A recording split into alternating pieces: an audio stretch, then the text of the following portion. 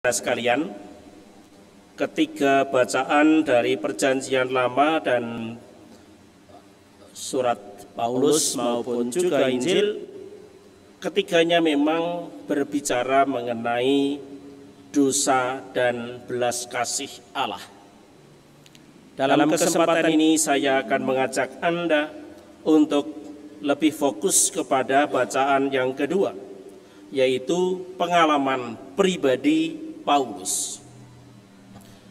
Paulus di dalam refleksinya mengalami sungguh-sungguh bagaimana Allah mengasihi dia.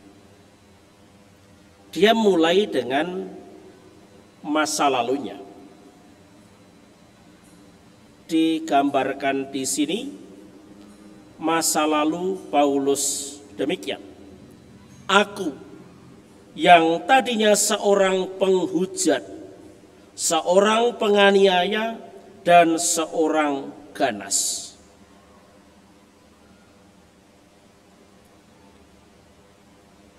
Di dalam kisah bab 8, di sana disampaikan bahwa Paulus itu memang memiliki nafsu besar untuk membinasakan jemaat. Bahkan juga di dalam kisah 22 ayat 4, di sana digambarkan bagaimana Paulus ini berusaha menganiaya jemaat Allah sampai mati. Paling tidak menjebloskan mereka semua ke dalam penjara.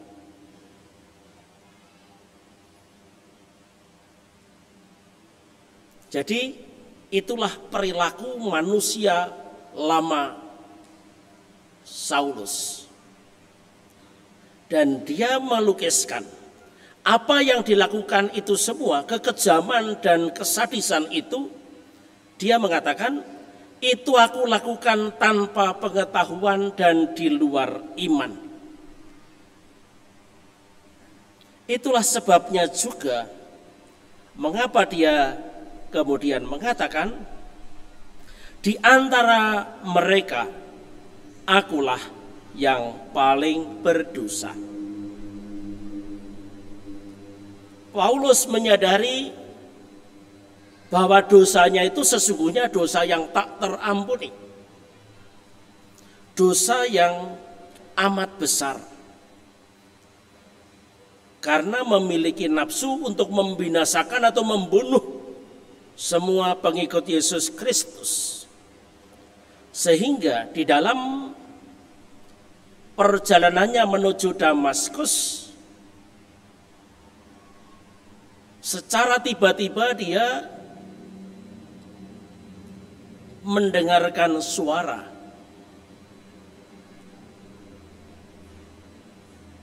yang mengatakan, Saulus, Saulus, mengapa engkau menganiaya aku? Waktu itu Saulus belum mengenal siapa suara itu datang dari mana. Dan kita tahu juga bahwa saat itu juga Saulus jatuh dari kudanya dan menjadi buta. Itu saat-saat pertobatan yang bahkan di dalam Kisah Rasul dicatat sampai 2 kali. Dan itu mau menunjukkan kepada kita betapa orang berdosa ini memang akan menjadi orang istimewa. Sehingga dia kemudian mengatakan di dalam refleksinya, pengalaman jatuhnya dia dari kuda pada waktu dia sedang bernafsu untuk membunuh orang-orang Kristen. Dia mengatakan bahwa Tuhan itu begitu sabar membentuk aku, memproses aku dan mengarahkan hidup salah satu cara Tuhan untuk mengarahkan hidup Saulus adalah dengan mengirim Ananias. Ananias ini orang yang saleh, yang semula juga mendengar mengenai masa lalu Saulus ini. Dia ragu-ragu pada waktu Tuhan memanggil Ananias untuk mengunjungi Saulus. Namun Ananias diyakinkan oleh Tuhan bahwa orang ini, Saulus ini, adalah alat pilihan di tanganku.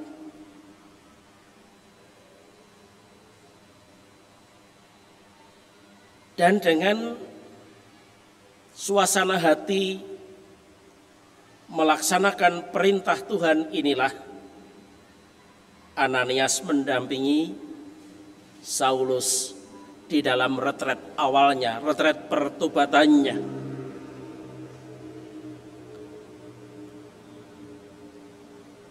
Dan kita lalu tahu bahwa Saulus ini berubah menjadi orang yang baru, orang yang persis berbalikan dengan masa lalunya. Itulah sebabnya mengapa kemudian Saulus di sini menyampaikan, aku bersyukur kepada Dia.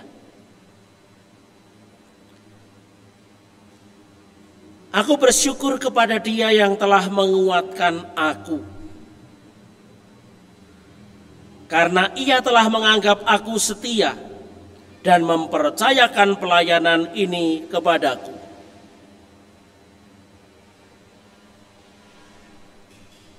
Itulah perubahan yang terjadi dalam diri Saulus yang sekarang ini sudah menjadi Paulus. Dia merasa dikuatkan. Dia memang diuji, memang semula juga para murid ragu-ragu, mulai dari Ananias dan kemudian para rasul yang lain. Tetapi dengan caranya sendiri Tuhan membuka jalan, sehingga Paulus setelah dia menjadi manusia baru dapat diterima di dalam kalangan gereja perdana dan di antara para rasul yang ber-12 di Yerusalem itu. Maka dia kemudian menjadi manusia baru, hidup di dalam roh yang baru, yaitu roh Yesus Kristus. Karena pengalaman yang luar biasa diubah oleh Tuhan inilah, maka juga tidak mengherankan kalau kita menemukan bacaan-bacaan yang bagus dari Paulus sendiri. Bagaimana dia menggambarkan kondisi manusia berdosa dan kondisi manusia yang hidup di dalam rahmat Allah. Karena dia sendiri mengalaminya, karena dia sendiri berproses di dalamnya. Dari pengalaman yang nyata inilah kita lalu dapat mengerti apa yang disampaikan oleh Yesus dalam perumpamaan tadi. Akan ada sukacita di surga karena satu orang berdosa yang bertobat, lebih daripada sukacita karena 99 orang benar yang tidak memerlukan pertobatan. Itu hanya mau mengatakan kepada kita bahwa pertobatan Saulus menjadi Paulus itu luar biasa. Luar biasa bagi Paulus sendiri, luar biasa bagi gereja perdana, luar biasa bagi potret kita. Apa yang mungkin dari sisi kita pandang sebagai yang tidak mungkin, tetapi pengalaman Paulus menunjukkan kepada kita dan meyakinkan kita bahwa semuanya mungkin. Asalkan manusia, kita semua mau membuka diri, mau dibentuk oleh Tuhan, dan mau mendengarkan suaranya. Kita juga akan dapat menjadi manusia baru seperti Saulus ini. Saudara-saudara, kalau bacaan seperti ini mau ditunjukkan kepada kita pada hari ini, kita memang diajak untuk melihat dua hal tadi.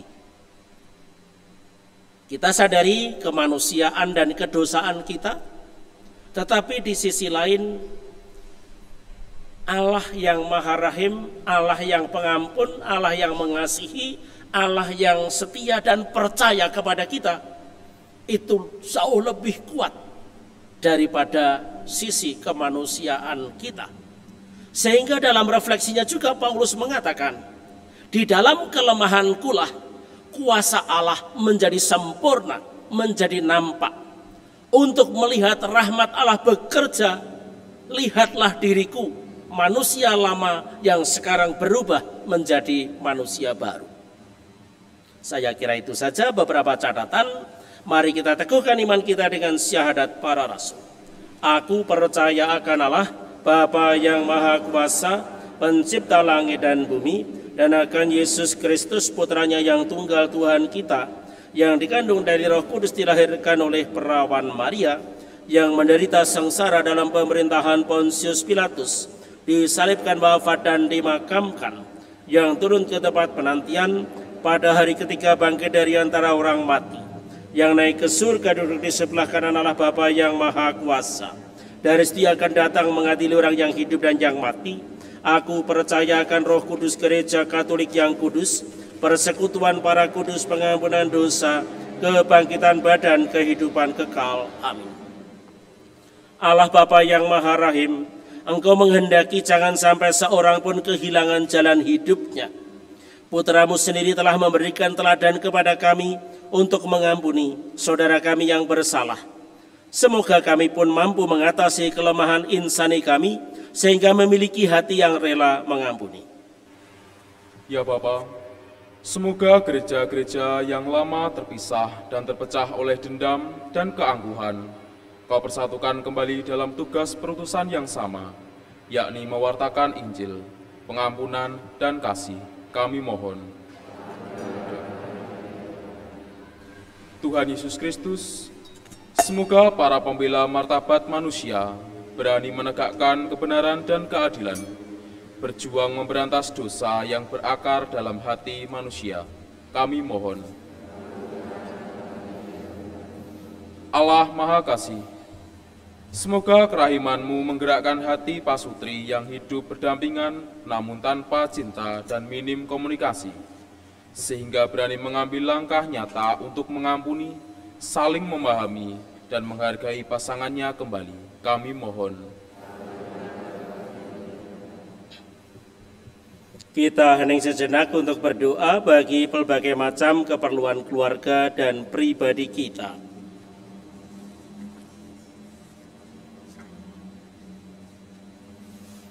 Kami mohon Allah Bapa penuh kasih, kami ingin bersyukur kehadirat-Mu karena Engkau telah mempersatukan Angelo dan Monik untuk mengikatkan diri dalam janji perkawinannya, dan kini mereka telah Kau anugerahi momongan baru, Hildegardis Quenlian Leorali, di tengah-tengah mereka.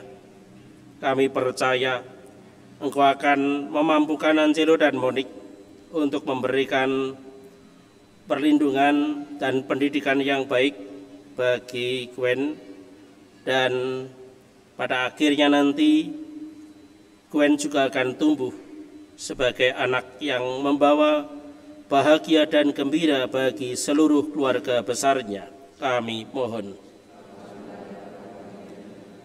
Kami juga ingin bergembira dan bersyukur atas rahmat kehidupan yang dirasakan oleh saudara-saudara kami yang merayakan ulang tahunnya. Dinar Prapto Raharja, Maria Daniar Kinandi, Teresa Stella Ayu Savitri, Aleandra Zola, dan Rafael Andra Satya Abimata.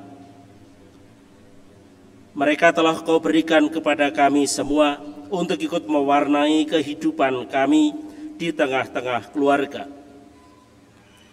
Kiranya Engkau berkenan memberikan kesehatan yang baik, kegembiraan dan semangat di dalam berjuang untuk mempersiapkan masa depannya, menjadi pribadi-pribadi yang tahan uji dan penuh tanggung jawab. Semoga saudara-saudara kami yang merayakan ulang tahunnya hari ini senantiasa memiliki cara pandang yang optimis atas hidupnya dan menjadi pembawa gembira bagi keluarga dan lingkungan hidupnya. Kami mohon. Tuhan kami Yesus Kristus, kepadamu datang pelbagai macam orang yang menderita dan sakit. Maka bersama keluarga kami mohon rahmat kesehatan